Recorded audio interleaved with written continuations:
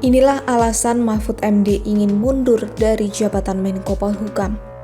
Mahfud mengaku melihat banyak gejala di mana pejabat tidak seadil dirinya dalam melaksanakan tugas. Ia menilai masih banyak pejabat yang mencampur adukan antara keperluan politik dengan tugas jabatan. Mahfud pun mencontohkan dirinya yang menjabat sebagai Menko Polhukam, namun juga menjadi calon dalam Pilpres 2024. Di situ ia membuktikan tidak sedikit pun dirinya menggunakan fasilitas negara untuk kepentingan kampanye. Sebagai menteri yang menjadi calon, saya tidak sedikit pun menggunakan fasilitas negara ketika untuk kepentingan kampanye. Kemudian juga,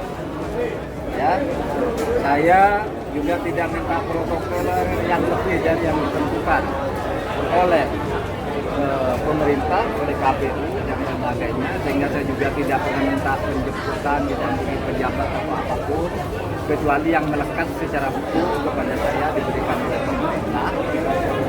Dan ternyata di dalam perkembangannya saya melihat banyak atau adalah gejala-gejala di mana pejabat tidak se-fair saya di dalam melaksanakan tugas, masih mencampur aduk antara keperluan politik dan keperluan dan tugas jabatan.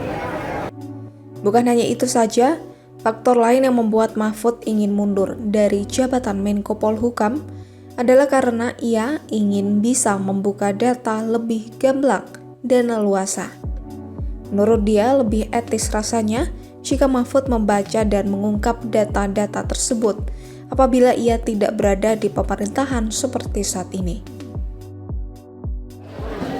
Saya merencanakan mengundurkan diri itu sebenarnya sudah lama, ketika akan mulai debat pertama, agar bisa lebih leluasa membuka data sebenarnya, sehingga lebih etis saya membaca data-data itu kalau saya tidak di pemerintahan.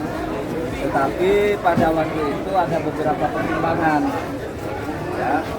pertimbangannya perlu etika saya kepada Pak Jokowi. Saya dulu diangkat oleh beliau dengan sangat terhormat, dengan penuh kepercayaan kepada beliau sebagai Presiden rakyat, dan saya harus mempersiapkan masa transisi baik-baik,